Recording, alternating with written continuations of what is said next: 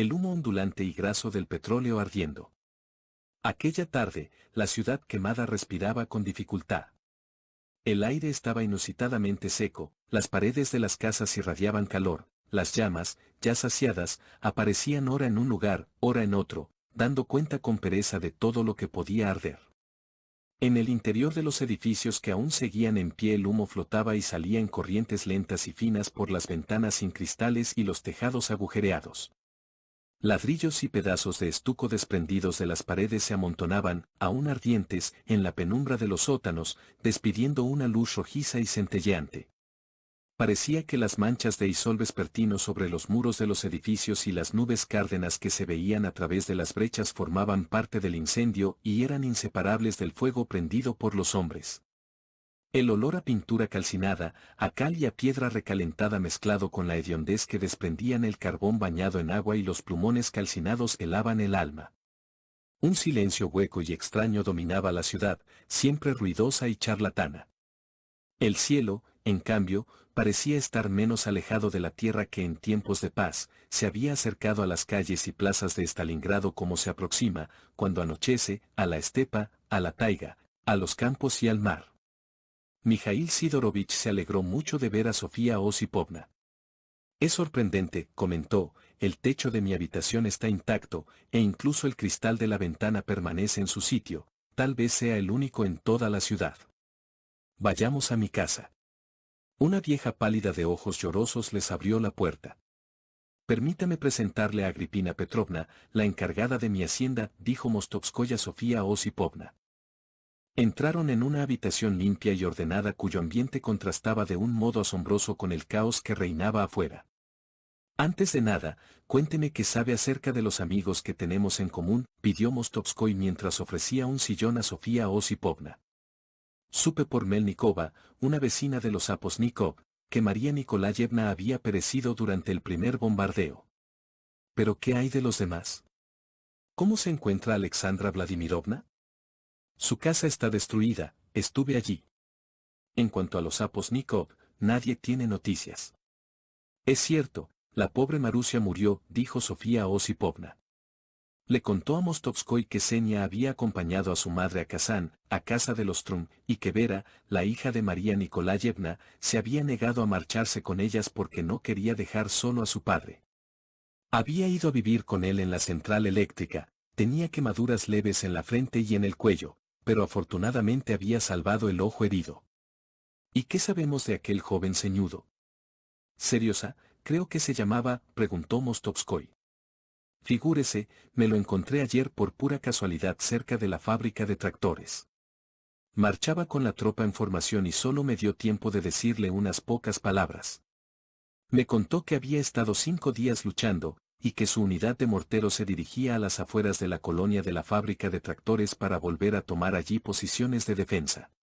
Luego Sofía Osipovna frunció el ceño y le explicó que, desde el inicio de los bombardeos, había realizado más de 300 intervenciones quirúrgicas a militares y civiles y que había tenido que operar a muchos niños.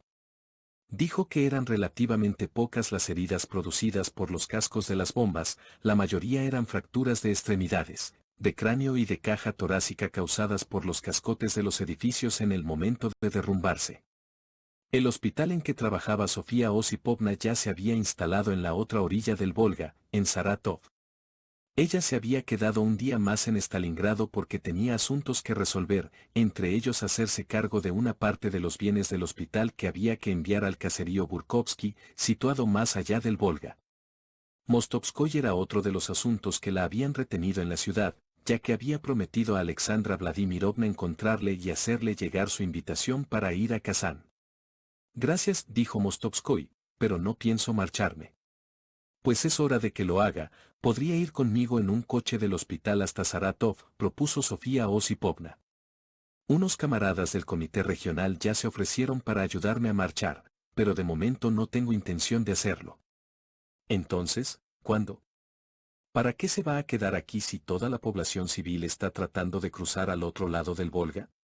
Mijaíl Sidorovich tosió, hizo una mueca de disgusto, y Sofía Osipovna se dio cuenta de que no le apetecía seguir hablando sobre las razones por las que había decidido quedarse en la ciudad. Agripina Petrovna, presente durante la conversación, lanzó un suspiro tan sonoro al escuchar la propuesta de aquella médica militar que Mostovskoi y Sofía Osipovna se volvieron hacia ella. Agripina Petrovna preguntó en tono de súplica a Sofía Osipovna, «Ciudadana, ¿podría llevarme con usted? Necesito ir a Saratov, allí vive mi hermana. Llevo poca cosa, tan solo una cesta y un atillo». Sofía Osipovna meditó un momento y respondió, «No veo por qué no. Podría ser que subiera a uno de nuestros camiones, solo que mañana por la mañana tengo que ir primero al barrio de las fábricas. Entonces quédese a dormir aquí, así podrá descansar. No encontrará ninguna casa tan entera como la nuestra en toda la ciudad. La gente está viviendo en sótanos abarrotados». «Es tentador», dijo Sofía Osipovna. «Mi mayor deseo es poder dormir una noche entera. En 4 días apenas he dormido 6 horas. Por favor», se sumó Mostovskoi, «yo estaría encantado y la instalaría de la manera más cómoda posible». «No hay por qué molestar a Mijail Sidorovich», intervino Agripina Petrovna, «además, usted tampoco estaría cómoda. Le cederé mi habitación, donde podrá dormir a gusto, y mañana nos pondremos en camino». «Solo falta encontrar en qué ir», observó Sofía Osipovna, «todos nuestros coches están al otro lado del Volga, con que habrá que hacer dedo hasta el barrio de las fábricas». «No se preocupe», dijo ufana Agripina Petrovna, «las fábricas no están lejos, lo importante es llegar hasta Saratov. Lo más difícil es cruzar el Volga». «Y bien, camarada Mostovskoi», cambió de conversación Sofía Osipovna, «¿qué opinión le merecen ahora el siglo XX y la civilización? Atrocidad insólita. ¿Qué hay de la Conferencia de la Haya y de las leyes de protección de la población civil? Ahí tiene la vertiente humana de la guerra. Papel mojado». Sofía Osipovna señaló con la mano en dirección a la ventana. «Camarada Mostovskoi, mire esas ruinas. ¿De qué fe en el futuro se puede hablar cuando lo único que progresa es la tecnología?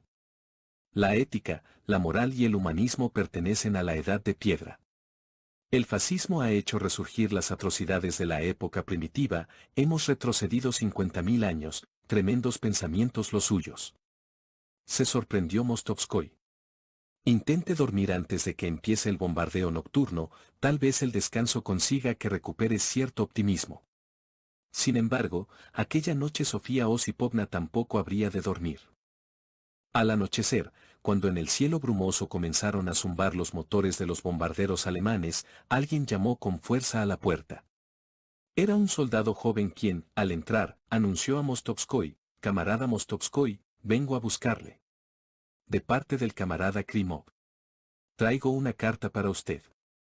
Entregó a Mostovskoi un sobre y, mientras el viejo leía la carta, preguntó a Agripina Petrovna, «¿Puede darme algo de beber? Aún no sé cómo he podido encontrar la casa». Novikov apenas veía a Ivanov, que siempre trabajaba día y noche, y a veces desaparecía durante 3 o 4 días seguidos y se quedaba a dormir en su despacho. La familia de Ivanov había sido evacuada a Sadrinsk, en los Urales. Cuando Ivanov llegaba a casa, lo primero que Novikov hacía era preguntarle, «¿Qué hay de nuevo?». Luego repasaban el mapa de operaciones y discutían las nada esperanzadoras noticias. Cuando Novikov supo de la incursión de los blindados alemanes en el barrio Fabril y del bombardeo masivo que había sufrido Stalingrado y que había acabado con la vida de miles de civiles, el Estado Mayor del Frente se había trasladado a la aldea de Yami, en la orilla izquierda del Volga, a 8 kilómetros de la ciudad. El hecho de haber instalado allí el Estado Mayor parecía un sinsentido en sí mismo. Los disparos de los morteros pesados de los alemanes alcanzaban la aldea de Yami, de modo que todas las secciones del Estado Mayor se encontraban permanentemente bajo la amenaza del fuego enemigo. Por las noches, los destacamentos de asalto del enemigo penetraban en las calles de Stalingrado, y los disparos de ametralladoras se oían entonces desde el Estado Mayor. Una noche, el coronel Sitin, comandante de una división de las fuerzas del interior a quien Yeryomenko había nombrado en agosto jefe del sector fortificado de Stalingrado, le informó de que había tiradores alemanes a 250 metros del Estado Mayor del frente. Las 2 ordenanzas del comandante del frente trabajaban sentados tras de sus respectivos escritorios mientras conversaban a media voz. En un rincón alejado del espacioso refugio, revestido con blancas tablas de madera de pino recién cortadas, un general ceñudo que lucía 3 estrellas en el cuello de su guerrera esperaba ser recibido por Yeriomenko. Uno de los ordenanzas, el mayor Parjomenko, el favorito del comandante, alto, apuesto y rubicundo, con 2 medallas sobre la pechera de su casaca y una gorra de plato nueva, de banda bermellón, sobre la nuca, hojeaba un fajo de impresos de telegrama amarillentos. El otro ordenanza, Dubrovin, inclinando su cabeza de rizos rubios, señalizaban un mapa a la luz de una potente lámpara de mesa la nueva situación, en 2 puntos, en el centro de la ciudad cerca de Tsaritsa y al norte de la fábrica de tractores, el azul oscuro que indicaba la primera línea del frente se fusionaba con el color del Volga. Dubrovin se incorporó y, mirando los telegramas impresos por encima del hombro de su compañero, preguntó en un susurro, ¿quién es el que está esperando? Dirigió un grupo de ejércitos integrado dentro de las fuerzas que comandaba Chumilin. Se apellida Chuikov, y lo destinan a Stalingrado a comandar el 62º ejército, musitó Parjomenko sin dejar de hojear los papeles. Al advertir que los ordenanzas hablaban de él, el general se aclaró la garganta y limpió con la mano una de las mangas de su guerrera. Luego volvió despacio su cabeza maciza y les dirigió una lenta mirada de arriba abajo. Los miró como suelen hacerlo los militares, acostumbrados a que sus subordinados obedezcan sin rechistar a los insolentes ordenanzas de sus superiores. Esa mirada contiene un tinte burlón y cierta tristeza de índole filosófica. Joven, se pudrirá usted sin remedio, cuando yo podría convertirle en un buen comandante, eficaz y obediente, parecía decir. En ese momento se oyó una voz ronca y aguda detrás de una puerta baja de madera, Parjomenko. El ordenanza entró en el despacho del comandante, regresó al cabo de un minuto, se cuadró chocando los talones y anunció con fingido respeto, camarada teniente general, le piden que entre. Chuikov se levantó, movió sus hombros fuertes y macizos y se dirigió con paso rápido y suave al despacho del comandante en jefe. Yeriomenko estaba sentado a su mesa. Encima había una tetera niquelada, un vaso con un poco de té, un frutero vacío y un paquete de galletas cuyo contenido permanecía intacto.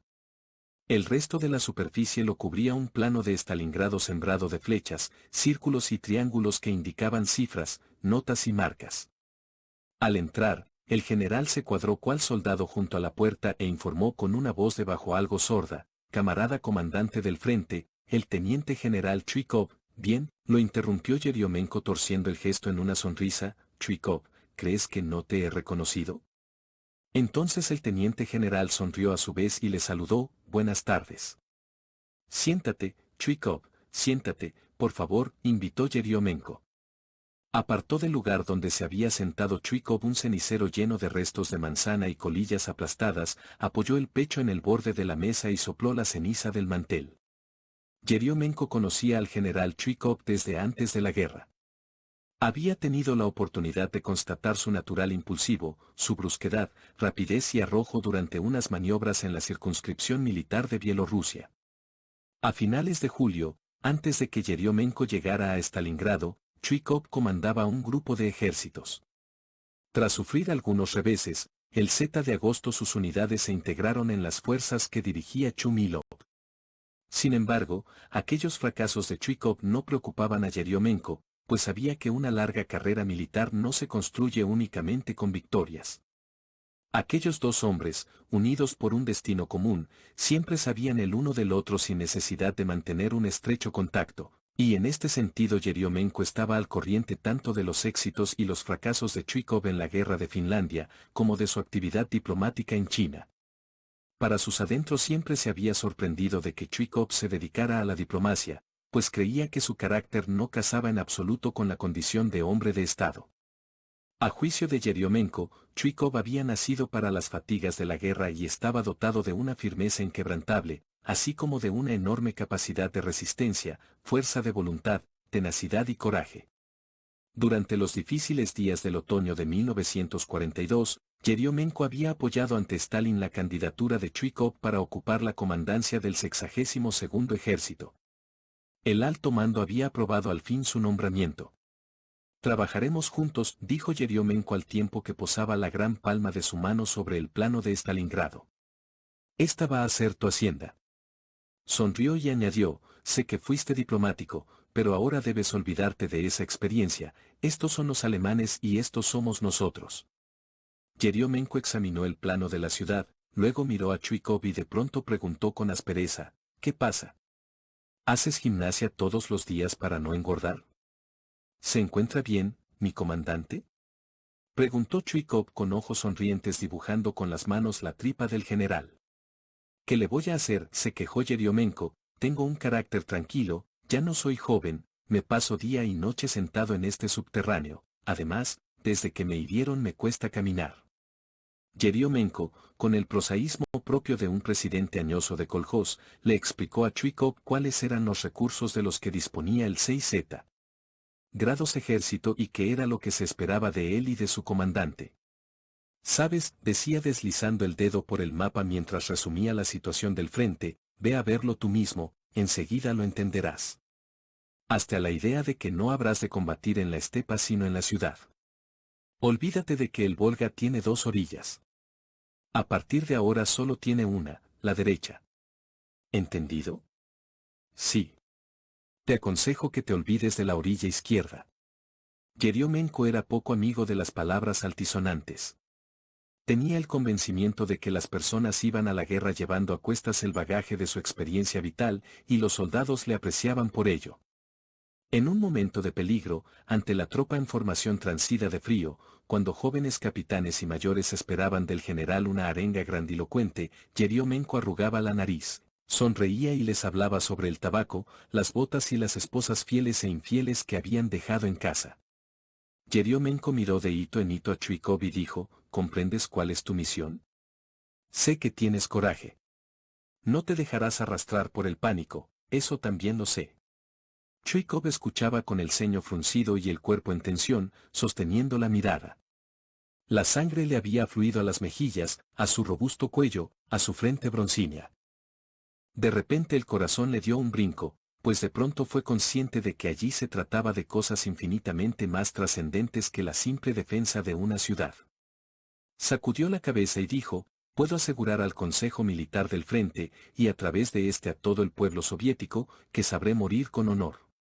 Yeriomenko se quitó las gafas, frunció el ceño y, contrariado, dijo con voz aguda, morir, morir.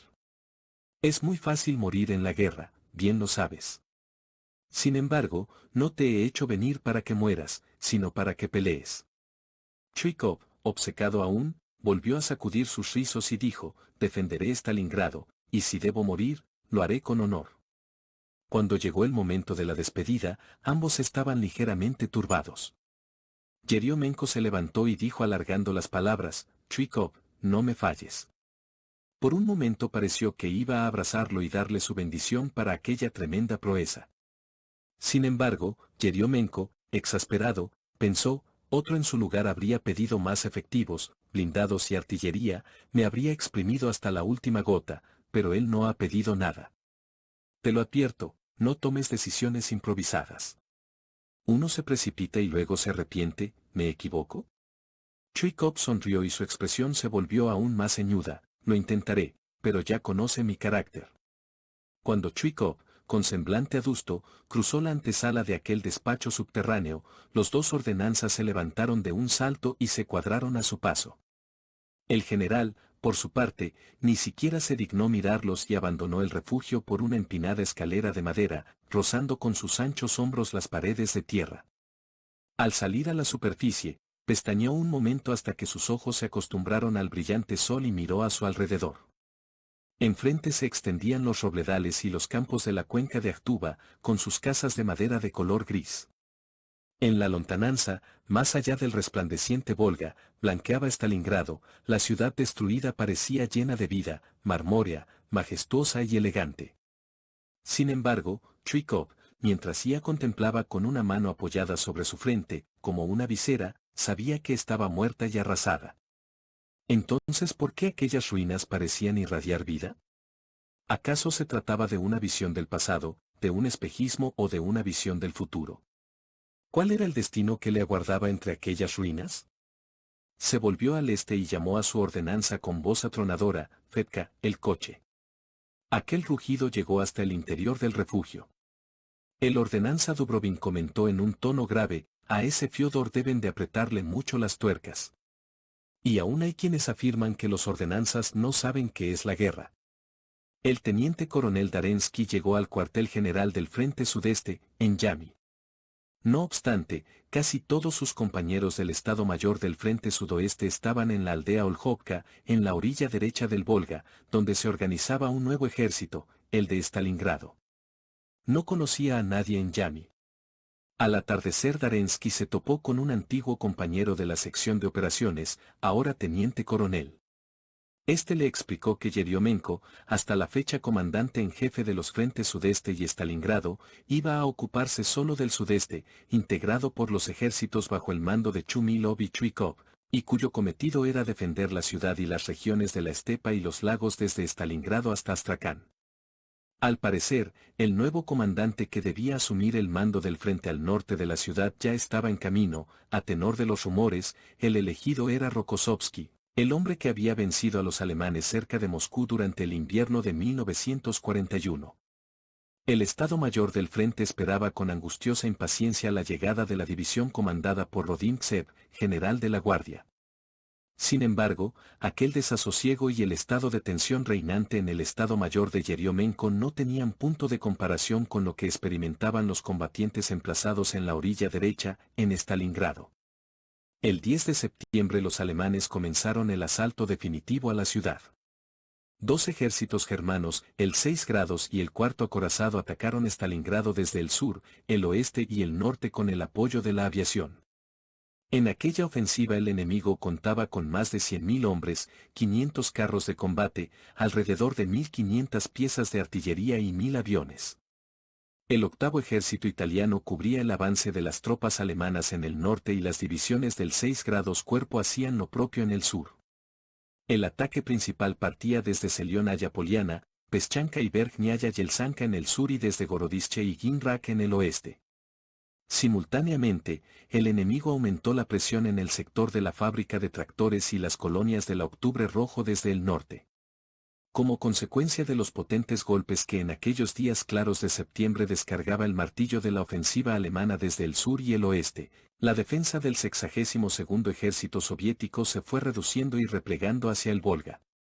Aunque se repelieron los ataques que el enemigo había lanzado desde el sur, en la tarde del 13 de septiembre el avance de los alemanes desde el oeste logró penetrar los barrios céntricos de la ciudad y conquistar, una tras otra, sus calles. El espacio que separaba a los germanos del Volga se fue reduciendo drásticamente. Tan solo un contraataque desesperado de los soviéticos pudo frenar por espacio de unas horas el avance del enemigo.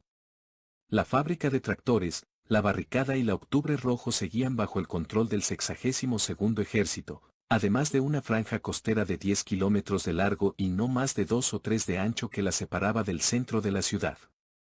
En aquel accidentado terreno atravesado por numerosos barrancos perpendiculares al curso del río se encontraban una industria cárnica, varias colonias obreras, los terraplenes de las vías férreas que bordeaban el Volga en dirección a las fábricas y unos depósitos de combustible pintados con enormes manchas rojizas, verdes y negras en forma de coma que los hacía aún más visibles en el transparente aire otoñal.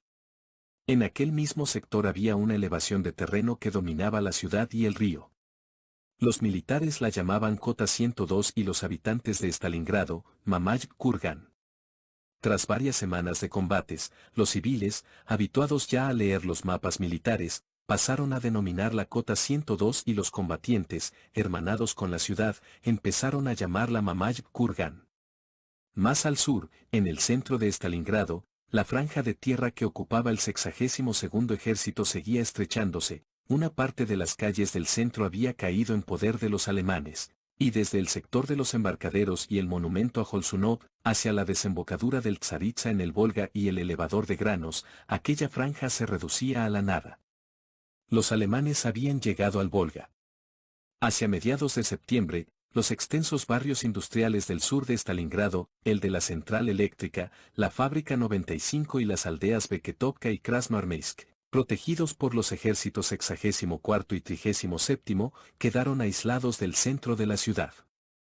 El 23 de agosto, cerca de Yersovka y Okatovka, los alemanes habían logrado aislar el 62º ejército de las tropas destacadas al noroeste de Stalingrado.